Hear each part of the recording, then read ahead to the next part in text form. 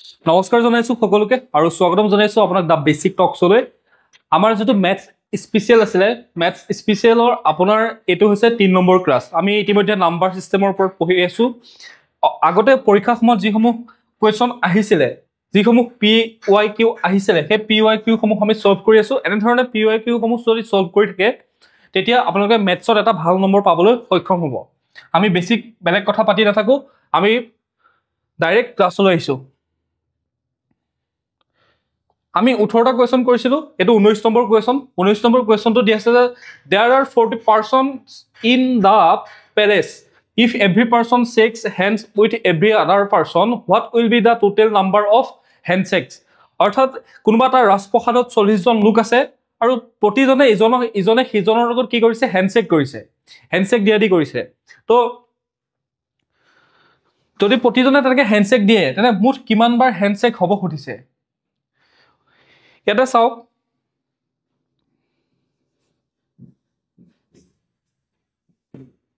40 জন মানুহ আছিল 40 জন মানুহৰ লগত যদি 40 পূৰণ কৰি দিয়ে তেতিয়া হলে আপোনাৰ টোটাল নাম্বাৰ অফ হ্যান্ডশেক কিমান হ'ব এটো ওলাই যাব ঠিক আছে 40 ৰ লগত যদি 40 পূৰণ কৰি দিয়ে কিন্তু তেনেকৈ পূৰণ কৰিলে নহব তেনেকৈ পূৰণ কৰিলে নহব কিয় নহব 40 ৰ লগত 40 পূৰণ কৰি দিলে আপোনাৰ 1600 হৈ যাব 1600ক যদি আপুনি 2 এ হৰণ কৰি দিয়ে 800 হ্যান্ডশেক হৈ যাব ঠিক আছে কিন্তু এটো হৈছে ভুল উত্তৰ বা ভুল পদ্ধতি ইয়াতে 800 উত্তৰো দিয়া হৈছে দেখিছেনে অপচন নম্বৰ ডিত 800 দিয়া হৈছে কিন্তু 800 নহয় আমি ইয়াতে চাও আপুনি আপোনাৰ সৈতে 40 জন মানুহ এটা ৰাজপ্ৰসাদত বা এটা প্যালেছত আছে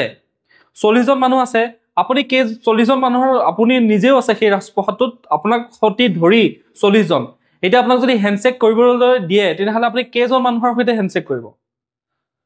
40 জনৰ লগত হ্যান্ডশেক কৰিব পাৰিব জানো মানে আপুনি আপোনাৰ নিজৰ লগতো হ্যান্ডশেক কৰিব নেকি কেতিয়াও নকৰে আপুনি 39 জন মানুহৰ লগত হ্যান্ডশেক কৰিব 39 জন মানুহৰ লগত হ্যান্ডশেক কৰা মানে আপুনি 39 পূৰণ কৰিব লাগিব ঠিক আছে 39 জন মানুহৰ লগত হ্যান্ডশেক কৰিব এতিয়া আপুনি যেতিয়া বেলেগ এজনক হ্যান্ডশেক কৰিব তেওটো আপোনাক হ্যান্ডশেক কৰিব তো হেতু ডাবল কাউন্ট হৈছে না নাই আপুনি যদি বেলেগ এজন আপুনি নিজে আনজনক যদি এনেকৈ হ্যান্ডশেক কৰিব তেওটো আপোনাক হ্যান্ডশেক কৰিব তো হেতু ডাবল কাউন্ট হৈছে নাই ডাবল কাউন্ট কৰাৰ কাৰণে আমি তাক কি কৰিব লাগিব 2 দি হৰণ কৰি দিব লাগিব 2 দি আমি হৰণ কৰি দিলে তেতিয়া 2 এ আমি 40ক কাটিলো 20 20 into 39 20 into 39 যদি কৰা যায় 40 দুগুণ 80 যদি 39 40 দুগুণ 80 হয় 39 দুগুণ কিমান হ'ব হ'ব 78 এটা শূন্য বহাইলো শুদ্ধ উত্তৰটো হ'ব 780 আপুনি 7 অপচন নম্বৰ 8 আছে 780 780 জন মানুহৰ সৈতে আপুনি কি কৰিব পাৰিব হ্যান্ডশেক কৰিব পাৰিব বুজি পালে কথাটো আপুনি ডাইৰেক্ট 40 জনৰ লগতটো নোৱাৰে আপুনি কৰিব লাগিব কেজনৰ লগত হ্যান্ডশেক 39 জনৰ লগত আৰু ইজনে সিজনৰ লগত যেতিয়া হ্যান্ডশেক কৰিব তে ডাবল কাউন্ট হ'ব আপুনি যে বেলেগ এজনৰ হ্যান্ডশেক কৰিলে তেও আপোনাক হ্যান্ডশেক কৰিব ফলত ডাবল কাউন্ট হৈছে কাৰণে আমি কি কৰিলো 2 দি হৰণ কৰি দিলো এটা কাউন্ট আমি কমাই দিব লাগিব এটা শুদ্ধ উত্তৰটো হ'ব 780 বুজি পালে নেক্সট প্ৰশ্নটো লৈছো আমি when you reverse the digit of the number 14 the number increased by 27 how many others two digit numbers increase by 27 when their digits are reversed অৰ্থাৎ 14 সংখ্যাটোৰ কথা কৈছে 14 সংখ্যাটোৰ যদি অংক দুটা উল্টাই দিয়ে তেতিয়া সংখ্যাটো 27 বাহে বুলি কৈছে 14 সংখ্যাটো যদি অংকটো উল্টাই দিয়ে অৰ্থাৎ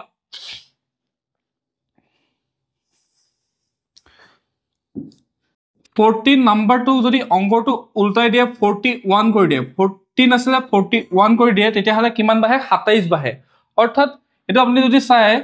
14 ৰ পৰা যদি আপুনি 14 টো মাইনাস কৰে তেতিয়া হলে 11 পৰা 4 গল থাকিল 7 3 থাকিলে 3 পৰা 1 গল থাকিল 2 অৰ্থাৎ 27 এটোই কৈ আছে যে 14 সংখ্যাটো যদি উল্টাই দিয়ে তেতিয়া হলে কি হয় 41 হৈ যায় আৰু 41 হোৱাৰ ফলত 27 বাহে তেনেকৈ কিমানটা দুই অংক বিশিষ্ট সংখ্যা অংক উল্টাই দিলে 27 বাহে বুলি কৈছে এতিয়া দুই অংক বিশিষ্ট সংখ্যা কিমানটা আছে আপুনি 10 ৰ পৰা যদি 99 লৈকে হিসাব কৰে না সেই গোটেই অংকখিনিত কি হ'ব সুধিছে সেই অংক কেইটাত কিমানটা এনেকুৱা অংক আছে যিটোক নেকি আপুনি এনেকৈ 14টো যদি উল্টাই দিয়ে তেতিয়াহ'লে 27কে বাঢ়ে। এতিয়া আমি এইটো যদি এনেধৰণে কৰিব যাওঁ তেতিয়াহ'লে আমি গোটেই মানে সংখ্যাখিনিয়ে চেক কৰিব লাগিব। তাৰ কাৰণে এটা কি আছে নিয়ম আছে, সেই নিয়মৰ মতে আমি কৰিম। নিয়মটো হৈছে যে আমি ধৰি লৈছোঁ মেথছত সদায় কিছুমান বস্তু সদায় ধৰিয়ে ল'ব লাগিব। ঠিক আছে, আমি ধৰি ললো সংখ্যাটো কি হ'ব 10a প্লাছ b। সংখ্যাটো হৈছে 10a প্লাছ b আৰু এইটোকে কি কৈছে যদি উল্টাই দিয়ে, যদি আপুনি 10b প্লাছ a কৰি দিয়ে তেতিয়াহ'লে কিমান বাঢ়ে বুলি কৈছে 27 বাঢ়ে। অৰ্থাৎ এই মূল সংখ্যাটো হৈছে এইটো, মূল সংখ্যাটো হৈছে 10a প্লাছ b আৰু উল্টাই দিয়া সংখ্যাটো হৈছে 10b প্লাছ a। আৰু সেইমতে ইকুৱেশ্যনটো কি হয় মানে আপুনি তেতিয়া কি কৰিব লাগিব উল্টাই দিয়া সংখ্যাটো, আপুনি উল্টাই কি সংখ্যা দিছে 10b প্লাছ a, এই সংখ্যাটোৰ পৰা যদি আপুনি আগৰ যিটো অৰিজিনেল সংখ্যা আছিলে 10a প্লাছ b আছিলে তেতিয়াহ'লে মাইনাছ কৰি দিয়ে তেতিয়াহ'লে 27 হ'ব। অৰ্থাৎ মই যে কৈছিলোঁ 14 আছিলে, 14ক কি কৰিলে 41 কৰি দিলে, 41ৰ পৰা যদি আপুনি 14 মাইনাছ কৰে তেতিয়াহ'লে কিমান ওলায় 27 ওলায়। এইটো ইকুৱেশ্যন হয় নে নহয়? তো এইটো যদি ইকুৱেশ্যন হয় তেতিয়াহ'লে আমি দেখা পাম যে এইটো যদি আমি অলপমান সৰলীকৰণ কৰোঁ তেতিয়াহ'লে ইয়াৰ ব্ৰেকেটবিলাক যদি খোলো 10a নহয় 10b plus a minus 10a, অৰ্থাৎ মাইনাছ আছে আগত ব্ৰেকেট খুলি ল'লে এইটো কি হ'ব মাইনাছ হৈ যাব আৰু সিফালেটো প্লাছ আছে সেইটো মাইনাছ হৈ যাব। 10b equal to 27। ইয়াক যদি আমি চাওঁ তেতিয়াহ'লে 10b আছে 10 প্লাছ আৰু মাইনাছ এটা b আছে তেতিয়াহ'লে কি হ'ব এইটো 9b হ'ব। তাৰপিছতে এটা প্লাছ a আছে আৰু মাইনাছ 10a আছে, তো সেইটো যদি মাইনাছ কৰোঁ তেতিয়াহ'লে কি হ'ব 9a হ'ব। 9a equal to 27। তাৰপিছতে আমি যদি 9 এটা কমন ল'ব পাৰোঁ তেতিয়াহ'লে b minus a equal to 27। b minus a equal to 27, 9টো যদি আমি সিফালে যোৱাই দিওঁ তেতিয়াহ'লে 27ক হৰণ কৰিলে কি হ'ব 3বাৰ কাটা যাব, অৰ্থাৎ b minus a equal to 3। b minus a equal to যদি 3 হয় তেতিয়াহ'লে আমি কি কৰিম bটোক এফালে ৰাখি aটোক সিফালে লৈ গ'লো a প্লাছ 3। অৰ্থাৎ আপোনাৰ এই ফৰ্মুলাটোত যদি আপুনি অংকসমূহ বহুৱাই চায় তেতিয়াহ'লে কি হ'ব আপোনাৰ উত্তৰটো ওলাই যাব। এতিয়া মই এই ফৰ্মুলাটোত বহুৱাই চালে উত্তৰসমূহ কেনেধৰণে ওলাই যাব মই আপোনালোকক দেখাই দি আছোঁ।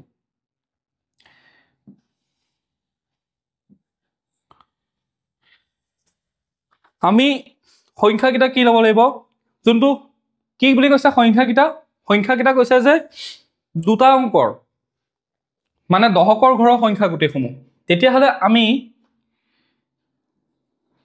a মানটো আমাৰ কি হ'ব 1 2 3 4 5 6 আৰু b টো কি হ'ব ইয়াত b প্লাছ 3 কৰিব লাগিব। b প্লাছ 3 কৰিব হ'লে আমি b প্লাছ 3 নহয় a প্লাছ 3, a প্লাছ 3 কৰিব লাগিব। আমি a প্লাছ 3 কৰিব লাগিব। ঠিক আছে,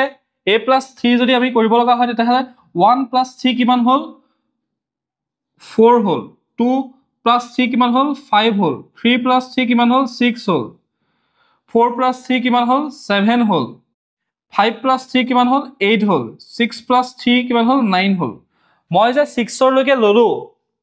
6লৈকে লোৱাৰ কাৰণটোৱে হ'ল আপুনি সংখ্যা এটা কিমানৰ পৰা কিমানলৈকে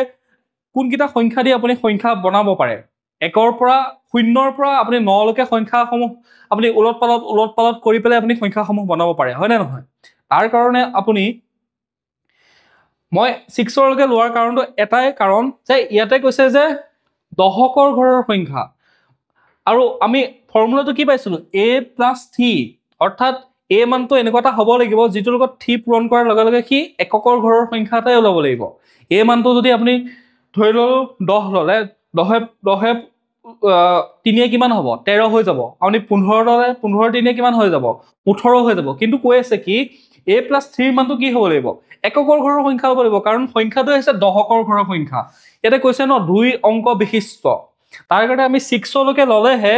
6 লৈকে 6 plus 3 কিমান হৈ গ'ল 6 plus 3 9 হৈ যায় যদি আমি 7 লৈ ললেহেঁতেন 7 plus 3 10 হৈ গ'লহেঁতেন সেইকাৰণে মই 1 ৰ পৰা 6 লৈকে ধৰিলো বুজি পালে এতিয়া আমি চাওঁ এতিয়া আপোনাৰ সংখ্যাটো হৈছে এফালে যদি 14 হয় তেতিয়াহ'লে এফালে কিমান হ'ব 41 এফালে যদি 25 হয় এফালে কিমান হ'ব 52 এফালে যদি 36 হয় সিফালে কিমান হ'ব 63 এফালে যদি 47 হয় সিফালে কিমান হ'ব 74 এফালে যদি 58 হয় তেতিয়াহ'লে সেইটো কিমান হ'ব 85 এফালে যদি আপোনাৰ 69 হয় তেতিয়াহ'লে এইটো কিমান হ'ব 96 অৰ্থাৎ সংখ্যা কেইটা পালো আমি এটা দুটা তিনিটা চাৰিটা পাঁচটা ছটা ইয়াত সুধিছে যে আন কিমানটা সুধিছে আন কিমানটা আমি ইয়াতে কিমান পালো ছটা পালো এটা অলৰেডি আমি জানোৱে যে 14 14টো পালোৱে অলৰেডি 14টোক আমি বাদ দিয়াৰ পিছত আমাৰ থাকিব কিমানটা পাঁচটা ক'ত আছে option number D option number D আছে পাঁচটা আপোনালোকে যদি কনফিউজ হৈ আছে একবাৰ 52 ৰ পৰা 25 মাইনাস কৰি চাওক 63 ৰ পৰা 36 মাইনাস কৰি চাওক 74 ৰ পৰা 47 মাইনাস কৰি চাওক তেতিয়া আপোনালোকে গম পাব যে প্ৰতিটোতে 27 কে ৰখি গৈছে বুজি পালে যদি বুজি পোৱা নাই আকৌ এবাৰ ৰিপিটেডলি চাই লওক আকৌ ভিডিওটো এবাৰ ৰিপিটেডলি চাই লওক মই বহুত স্লোকে কৈ গৈছো আপোনালোকক এতিয়া আহিছো আমি নেক্সট প্ৰশ্নটো লৈ 21 কোৱেশ্চনটোত কৈছে যে a boy was said to multiply 495 by 36 but reading one of the digit in the question erroneously he obtained 16740 he as his answer which digit did he read erroneously ঠিক আছে মানে ভুলকে কোনটো সংখ্যা ললে অসমীয়াটো মই ধুনিয়াকে লিখি আনিছো আমি অসমীয়াত কৰিম অসমীয়া মানুহ এটি লৰাক 495 into 36 পূৰণ কৰিবলৈ দিয়াত হৈছিল কিন্তু তাৰে এটা অংক কি ভুলকে পঢ়ি পেলাই উত্তৰ কিমান পালে 16740 উত্তৰ পালে কি কোনটো সংখ্যা ভুলকে পঢ়িছিল সুধিছে অৰ্থাৎ ইয়াতে কৈ আছে কি কোনবা এটা লৰাক কি কৰিব দিছিলে 495 into 36 কি কৰিব দিছিলে পূৰণ কৰিব দিছিলে কি বেচাৰাই কি কৰিলে ইয়াতে হয়তো 495 ৰ কোনোবা এটা অংক ভুলকে ললে নহলে 36 ৰ কোনোবা এটা অংক ভুলকে ললে লৈ পেলাই কি কৰিলে এটা উত্তৰ পালে যেটো উত্তৰ পালে কি কিমান 16740 কি উত্তৰটো কিমান পালে 16740 পালে ভুলকে উত্তৰটো পালে এটা সুধিছে যে কি কোনটো সংখ্যা ভুলকে পঢ়ি পেলাই সেই উত্তৰটো পাব লগা হল মানে সেই উত্তৰটো পালে যে কোনটো সংখ্যা কি ভুলকে লৈছিলে ইয়াতে যদি আমি চাও আমি পোনপ্ৰথমে ইয়াতে এটা বস্তু চাও পৰীক্ষা কৰি আমি 495 into 36 ৰ পূৰণফলটো কিমান হয় আমি ফাৰ্স্টে হেতুকে চাই লওঁচোন বাৰু 6 5 গুণ 30 0 3 কৰিলে 9 6 গুণ 54 54 3 কিমান হ'ব 57 57 7 5 কৰিলে 6 4 গুণ 24 24 5 কিমান হ'ব 29 হেদৰে 5 3 গুণ 15 15 5 1 উকলিলে 9 3 গুণ 27 কে কিমান হ'ব 28 2 উকলিলে 4 3 গুণ 12 12 2 কিমান হ'ব 24 অৰ্থাৎ 0 7 5 12 2 1 উকলিলে 9 8 17 1 18 1 উকলিলে 4 2 6 6 1 কিমান হ'ব 7 তাৰ পিছত 1 অৰ্থাৎ কি পাব লাগিছিলে 17820 কিন্তু পালে কি কিমান 16740 গম পালে তাৰ শুদ্ধ উত্তৰটো হ'লহেতেন 17820 কি ভুলকে কিমান পালে ভুল সংখ্যাটা লোৱাৰ কাৰণে 16740 এতিয়া আমি ইয়াত এটা বস্তু চাও ইয়াত এতিয়া আমি এটো যদি আমি সমাধান কৰিব চাও ইয়াতে দুই তিনিটা মেথড আছে যিকিটা মেথড হয় মেথড যদি আপুনি কৰিবলৈ যায় বহুত টান হৈ যাবগৈ তাৰ কাৰণে আমি কিছুমান চুটি বুদ্ধি লম কাৰণ পৰীক্ষাৰ প্ৰতিযোগিতামূলক পৰীক্ষাৰ কাৰণে আমি পঢ়ি আছো আমি এটা বস্তু চাও যে 17820ক এটা বস্তু কনফাৰ্ম হৈ গৈছে যে এ 36 সংখ্যাটো ভুলকে লোৱা নাই ভুলকে লৈছে 495 সংখ্যাটো গম পাইছেনে ভুলকে কোনটো সংখ্যা লৈছে 495 টো লৈছে কাৰণ 36 টো ভুলকে লোৱাহেতেন উত্তৰটো অলপমান বেছি হৈ গ'ল কিন্তু যদি 36 এটো আপুনি 37 কৰি দিয়ে তেতিয়াহলে আৰু বাঢ়ি যাব সংখ্যাটো ইয়াতকে আৰু বাঢ়ি যাব তাৰ কাৰণে কি কোনটো সংখ্যা লৈছে 495 টোতে হয়তো 4 টো ভুলকে লৈছে নহয়তো 9 টো ভুলকে ললে নহয়তো 5 টো ভুলকে ললে বুজি পালে তাৰ কাৰণে আমি এটা পৰীক্ষা কৰিম যে 17820 17820 আমি 17820 নহয় 16740 ৰ লগত আমি পৰীক্ষা কৰি চাওঁ প্ৰথমে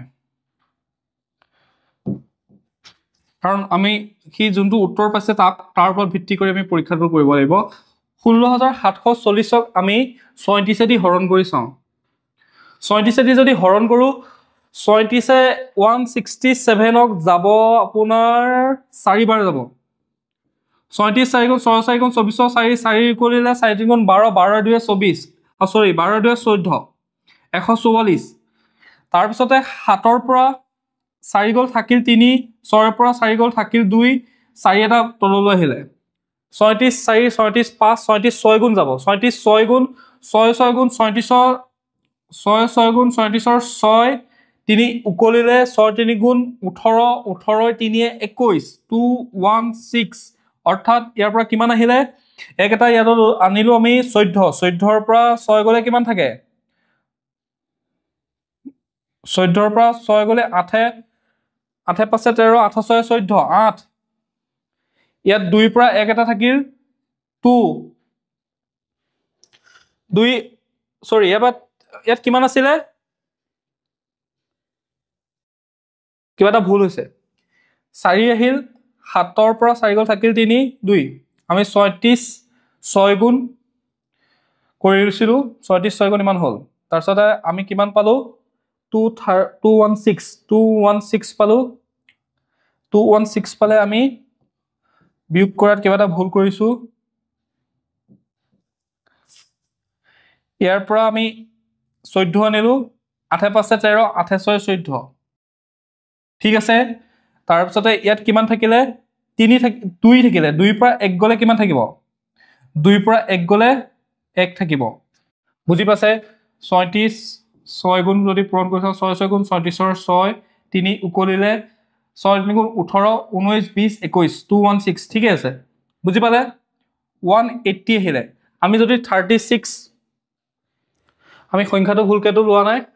1674 ঠিক আছে 36 এ ইয়াক কেইবাৰ যাব 36 এ ইয়াক যাব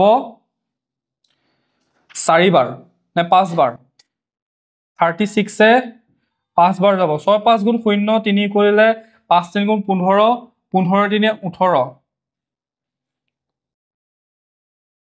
কিমান বাৰ যাব 5 বাৰ যাব বুজি পালে অৰ্থাৎ কি সংখ্যাটো কোনটো ললে সংখ্যাটো লব লাগিছিল 465 লব লাগিছিল সংখ্যাটো কিমান লব লাগিছিল 465 বুজি পাইছানে মই কি কৰিলো 36 এ দি ইয়াক হৰণ কৰি দিলো ইয়াক হৰণ কৰি দিলো কিমান সংখ্যা ওলাই আমি হেতু চালো 36 এ দি যেতিয়া আমি হৰণ কৰি দিলো হৰণ কৰাৰ লগে লগে আমি পালো যে 465 বাৰ গৈ আছে অৰ্থাৎ কি কৰি আছিল 495 এটো যেটো 495 আছে এই 495 টো কি কৰি আছিল হি সৰি 465 আছিল হে 465 টো কি লৈছে 6 ঠাইত 9 লৈ আছিল ইয়াৰ শুদ্ধ যোনটো সংখ্যা হব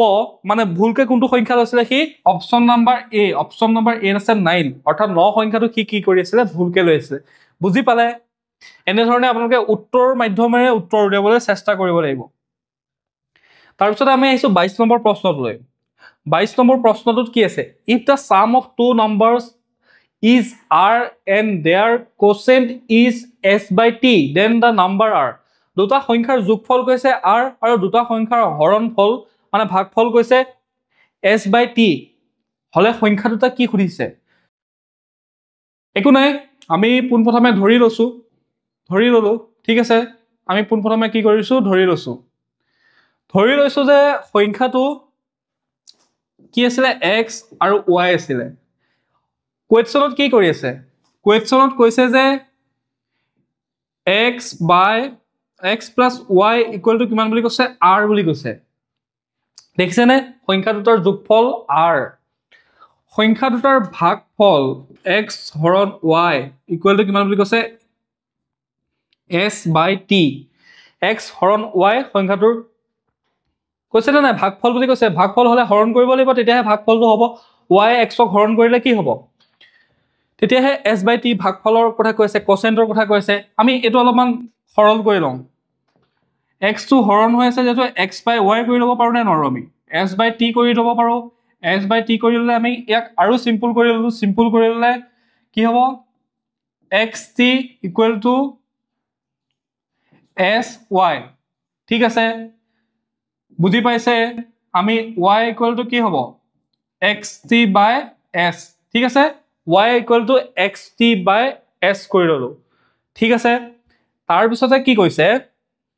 আমি এটা কাম কৰো আমি y মানটো প্ৰথম ইকুৱেশনটোত বহাই চাও প্ৰথম যেটো আমি ইকুৱেশন পাতিছিলো আমি y মানটো পালো যে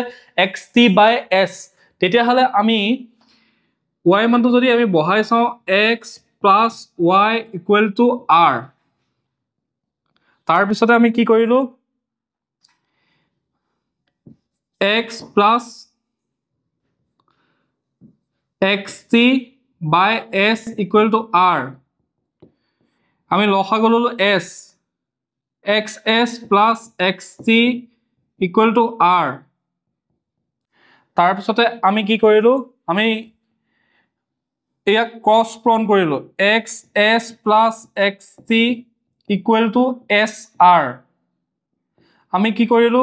x এটা কমন ললো s plus t equal to sr আমি x equal to কি পালো sr by s plus t আমি x ৰ মানটো গম পালো আমি x ৰ মানটো গম পালো এতিয়া আমি y ৰ মানটো উলিয়াম আমি y ৰ মানটো কি পাই থৈছিলো y ৰ মানটো কি পাই থৈছিলো xt by s পাই থৈছিলো কিন্তু আমি এটা x ৰ মানটো যেহেতু গম পালো গম পোৱাৰ লগে লগে আমি ইকুৱেশন নম্বৰ 2 টোত আমি কি বহালো y equal to x ৰ মানটো কিমান পালো আমি এটো অকমান সিম্পল কৰি লওঁ তেতিয়া কৰিবলৈ সহজ হ'ব আমাৰ অংকটো আমি ys equal to xt হৈ আছে হয় নহয় ys equal to xt এতিয়া আমি ys equal to xt srt নহয় x ৰ মান আমি কিমান পালো sr by s plus t into t ঠিক আছে তেতিয়া হলে আমাৰ এটো কি হ'ব ys equal to s plus t equal to srt হ'ব srt হলে আমি yss plus yst equal to srt ঠিক আছে আমি y এটা কমন ললো s s plus st equal to srt ঠিক আছে তাৰ পিছতে আমি y টো এপ্লাই ৰাখিলো y টো এপ্লাই ৰাখি আমি srt আৰু ইয়াত দুটা s আছে s এটা আমি কমন ললো s plus t ৰাখিলো ঠিক আছে ss কাটা গল y মান কিমান পালো rt by s plus t বুজি পালে কেনে ধৰণে কৰি গৈছো এতিয়া আমাৰ এনসাৰটো কিমান লব আমি x ৰ মান কিমান পালো sr by s plus t ইয়াত x ৰ মানটো চাও x ৰ মানটো ক'ত দিয়া হৈছে sr by s plus t দেখিছেনে y মানটো কিমান পালো rt by s plus t ইয়াতে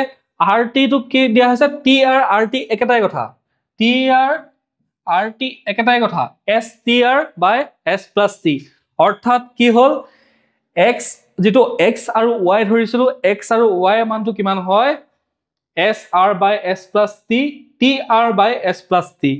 বুজি পালে এটুত খালি একো নাই একো ইমান টান অংক নহয় খালি ইয়াতে কি হল আমি অলপমান সিম্পলিফাই কৰোতে সেইখিনি আপুনি কৰিবলৈ যদি ভালকে জানে তেতিয়া হলে উত্তৰটো উলিয়াটো ইমান একো টান কথা নহয় এটো ম্যাথছটো একো টান ম্যাথছ নহয় দেখাত তাক যেনেকৈ লাগিছে তাক খালি ডাটাখিনি বহাই গৈ আছো এটা সময়ত কি গৈ নিজে নিজে উত্তৰ দি দিছে বুজি পালে যদি বুজি পোৱা নাই আকৌ এবাৰ চাব কমেণ্টত সুধিব মই কমেণ্ট পঢ়িম আপোনালোকৰ তো আপোনালোকে লাগিলে এটা স্ক্ৰীনশ্বট মাৰি লওক কমেণ্ট পঢ়িম আপোনালোকে পাইছে নে কি পাৰা নাই সেইখিনি আমি তেতিয়াহে জানিম ঠিক আছে 23 নম্বৰ কোৱেশ্চনত আহিছো if p is a prime number and p divides q square then p will not necessarily divide অৰ্থাৎ কৈছে যে p এটা মৌলিক সংখ্যা আৰু p এ q স্কয়াৰ কি হয় বিভাজ্য কৰে তেন্তে তলৰ কোনটো p এ অগতানুগতিকভাৱে বিভাজ্য নকৰে 3q q plus 1 2q ঠিক আছে ইয়াতে কি কৈছে এটো একো কথা নহয় এটো এটা জাস্ট বেসিক ম্যাথছ ক্লিয়াৰ থাকিলে আপোনাৰ এটো কোৱেশ্চন আপুনি কৰিব পাৰিব p টু কি বুলি কৈছে p is a prime number বুলি কৈছে prime number ঠিক আছে p is a prime number p two যদি prime number হয় অৰ্থাৎ মৌলিক সংখ্যা হয় p এ q স্কয়াৰত কি কৰে ডিভাইড কৰে p এ এটো q স্কয়াৰ p এ কি কৰে ইয়াক ধুনিয়াকে হৰণ যায় তেতিয়া হলে তলৰ কোনটো নহব বুলি কৈছে তলৰ কোনটো নহব আপুনি q যদি p এ q স্কয়াৰ হৰণ যায় তেতিয়া হলে p এ q কো হৰণ যাব যদি স্কয়াৰ মানটোকো হৰণ যায় যদি 5 এ 10 স্কয়াৰ হৰণ যায় তেতিয়া হলে 5 এ 10 কো হৰণ যাব তো আমি কি কৰিলো কোনটো হৰণ না যাব তেতিয়া হলে আমি q ৰ লগত কি কৰিব লাগিব 1 এটা প্লাস কৰি q + 1 এটো কি হ'ব p এ হৰণ অগতানুগতিকভাৱে বিভাজ্য নহব মানে not necessarily divide মানে এটো necessarily divide নহবও পাৰে বুজি পালে অপচন নম্বৰ বি টো কি হ'ব শুদ্ধ উত্তৰ q + 1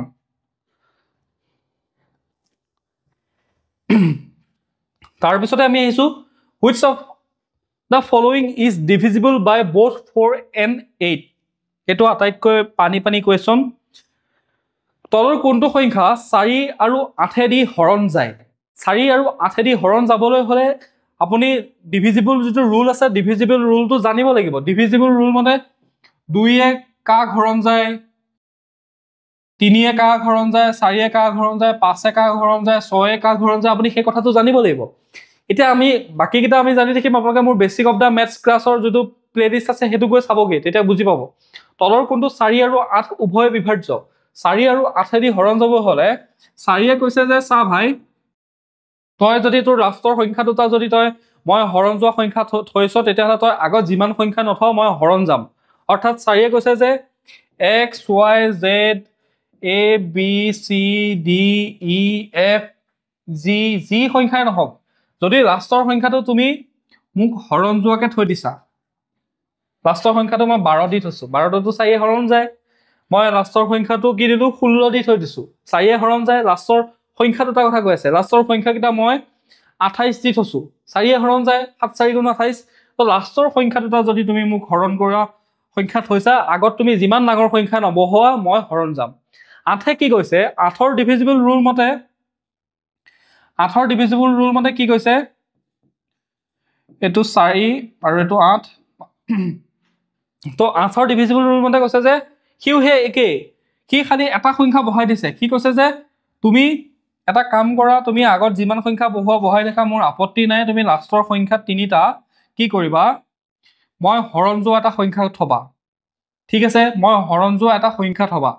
সেই সংখ্যাটো যদি হয় তেতিয়া হলে মই কি কৰিম সেই সংখ্যাটোক মই হৰণ যাম বুজি পালে মই হৰণ যোৱা এটা সংখ্যা হবলৈ হলে তেনেকুৱা এটা কি সংখ্যা হ'ব কিবা এটা সংখ্যা আৰু যেটো তিনিটা সংখ্যা আছে মানে 1 2 3 জি হয় আৰু এই সংখ্যাটো যদি 8 দি হৰণ যায় তেতিয়া হলে এই আগত যিমান সংখ্যা নবহক কিয় তেতিয়া হলে কি হৰণ যাব এতিয়া আমি ইয়াতে কি কৰিব লাগিব পৰীক্ষা কৰি চাব লাগিব আমি 8 লৈ নাযাও আমি 4 দি চালে গম পাম আমি লাষ্টৰ সংখ্যাটো 4 গম পাম 82 আছে 82 ক জানো 4 এ হৰণ যায় 82 কেতিয়াও 4 এ হৰণ নাযায় 4 গুণ 4 2 থাকিলে কেনেকৈ হৰণ কৰিব 42 আছে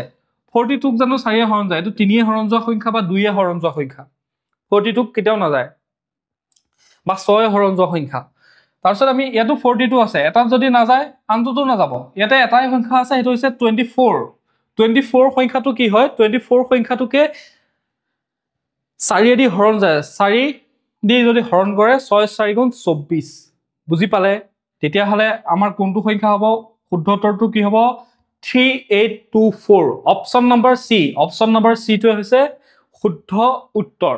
বুজি পালে তো আজিৰ ক্লাছটোত আছিল ইমানখিনি আপোনালোকে যদি চেনেলটো ছাবস্ক্ৰাইব কৰি লোৱা নাই অনুগ্ৰহ কৰি চেনেলটো ছাবস্ক্ৰাইব কৰি ল'ব যাতে সংযোগ হৈ থাকে আপোনালোকে আৰু থ্যাংক ইউ নেক্সট ক্লাছত লগ পাম